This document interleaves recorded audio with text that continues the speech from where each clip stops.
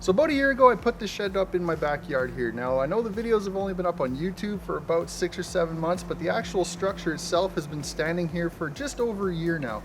And in that year there have been a boatload of questions, which has been awesome. You guys keep asking and I pretty much answered every one of them, so keep it up.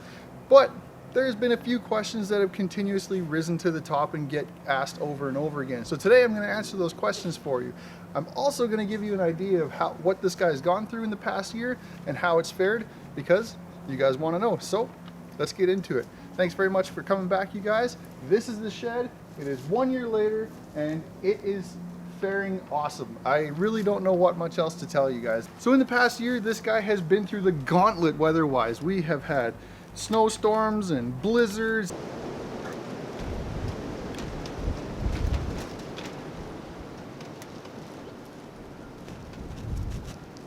(140-kilometer-an-hour winds, minus 50-degree temperatures from a polar vortex. It went through another snowstorm. We had a fairly wet spring, so a lot of rain. Then we had a ridiculously hot, dry summer. We had a massive heat dome that got stuck over the province, and we got a plus 40-degree temperatures for about a month straight. It's been through hail, golf ball sized hail. It's been through thunderstorms, another 126-kilometer-an-hour windstorm, and a drought. Like, it pretty much saw the gamut weather-wise. So after all that, how has it held up? Well, as you guys can see, it's held up just fine. One of the questions that a lot of people have been asking about is the finish on it. How is it going to hold up over time? How durable is it? And as you guys can see, with all the rain, the hail, the drought, the freezing, the blizzards, it's perfectly fine. Now, is this a finish that is going to have to be cared for? Absolutely. Probably about every 8 to 10 years or so, depending on your climate, you're probably going to want to reapply a coat of paint on this guy again, just to spruce everything up and keep it clean. Because remember, this paint is acting as a sealer for our wallboard here, as well as for our trim. So about every 8 to 10 years. But if you guys are good with that, honestly, another question people have asked, how long do I expect this guy to last? As long as you guys keep the maintenance up on this shed should last a good 30 to 35 years. No problem. You always have the option of siding this guy if you wanted to as well. A lot of people have asked about that, and absolutely. But if you do choose to side it, don't add the side trim and everything, because obviously it's going to come with its own J-trim and corner channels and stuff like that. All right, one of the questions I keep getting on the floor here is, again, the 4x4s in the ground. How long do I expect those to last? Because I laid this shed on 3 beams, remember. And honestly, those beams are a pressure-treated 4x4. Those are rated for a 40-year direct to ground contact. In other words, they can be in the elements directly on the ground for 40 years before they'll start to decay. Hence the overall lifespan of the shed. Everything will eventually start to wear out around the same time. Working our way up, some other people have asked, what about my floor joists? I only use 2x4. Is that strong enough? And the answer is yes. Remember, I've added this center beam right here. So my span between my beam to beam is only about 4 feet. So a 2x4, only 4 feet long, and remember we crowned them correctly, is not very far. The actual 2x4 itself structurally is plenty strong enough for a regular storage shed. So I have literally zero concerns about my joist strength. However, a bunch of people have asked, what if I want to make my shed a little bit larger? Well, if you're going to make it deeper going that way, just add another beam. As long as you keep your span about the exact same length, or even slightly smaller, you have plenty of strength.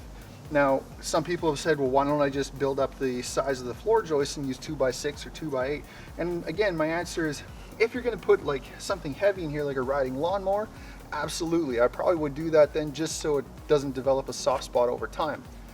But for regular storage shed duties, if you're not putting something like that in here, honestly, I would just add an extra beam if you go a little bit longer and stay with a 2x4 floor, because it's going to be cheaper to keep the floor 2x4s and add another beam as opposed to keeping less beams and building it up to 2x6 all the way across.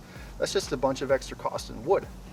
If you were to go wider this way, however, then all you got to do is just buy longer beams to match. It doesn't really matter which way you go, just either add more beams or get longer ones, but that's the way I would do it.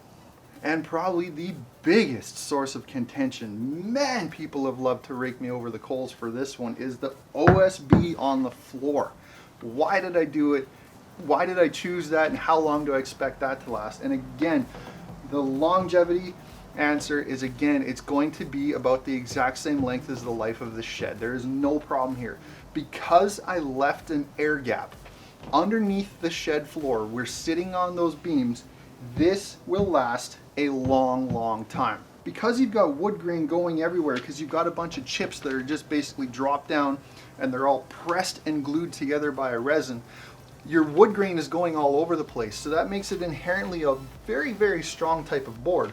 But because of that glue and that resin in the OSB, it actually makes it weather resistant. Not weatherproof, but weather resistant.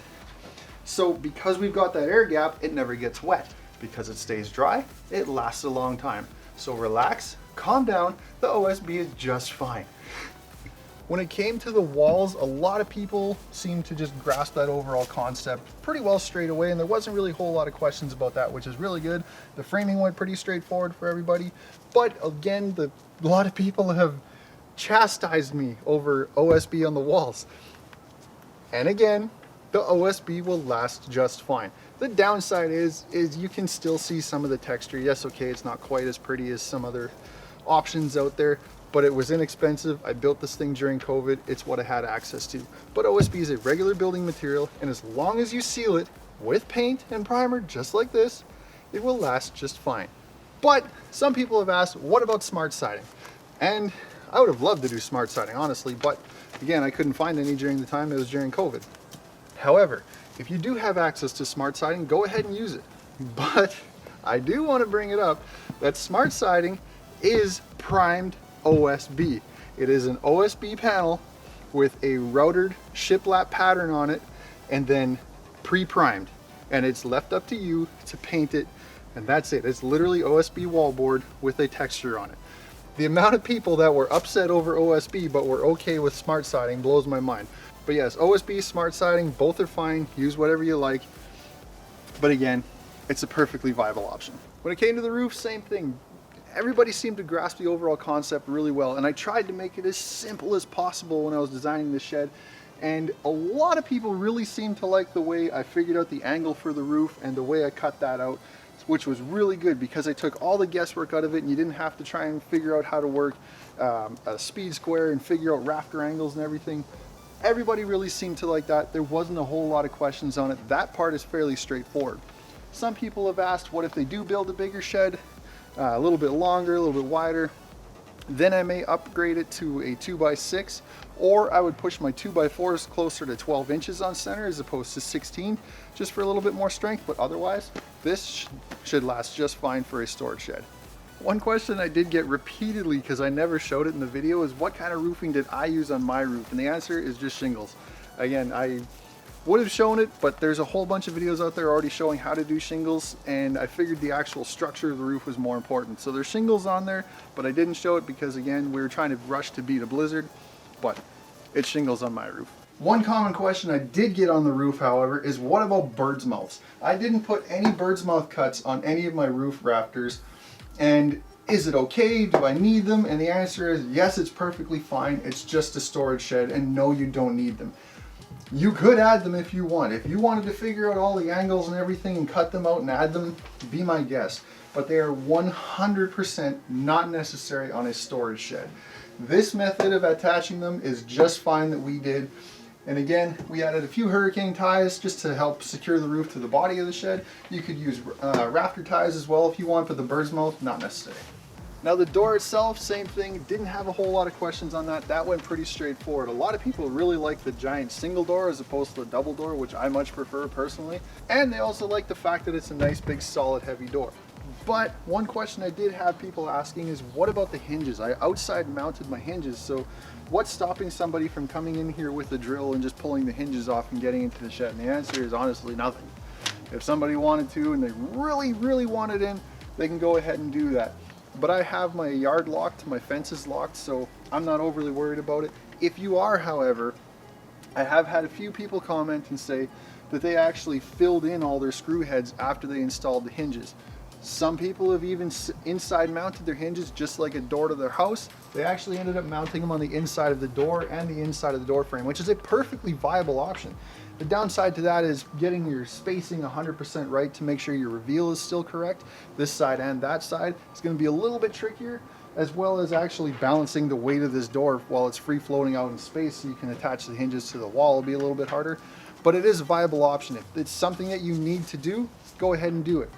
And I also had another person comment, I'm sorry I can't remember his name, but he actually through bolted all of his hinges. So he actually put a bolt right through here, drilled a hole, and he ended up mounting a nut with a lock washer on the inside of the shed. And that locked the hinge to the shed frame itself while still being able to mount the hinges on the outside, then nobody can get in. And what about cost? Probably the most common question I've been asked over this entire process is how much did that shed cost me to build? And that shed cost me 1,700 bucks. Again, that is my area, and that is with a little bit of COVID pricing starting to creep in there. But I figure normally that shed should cost around 1,500 bucks, maybe a smidge over, but it should be around 1,500 bucks for most people to build that guy out there that I got. And that is the most common questions I've got on the shed over the past few months. And you guys have been very active on these videos, which is awesome. Keep it up. And again, a lot of you have even built this guy. It's been really cool to see the amount of people that have built this shed and designed it and finished it out and customized it to their yard and different looks and everything. The way you guys can take this and make it your own has been really awesome. So keep sending in pictures. So thanks very much for checking in, you guys. Thanks for being so involved in the shed build. I really appreciate it. And I will see you guys in the next one. If you have any more questions, keep asking them.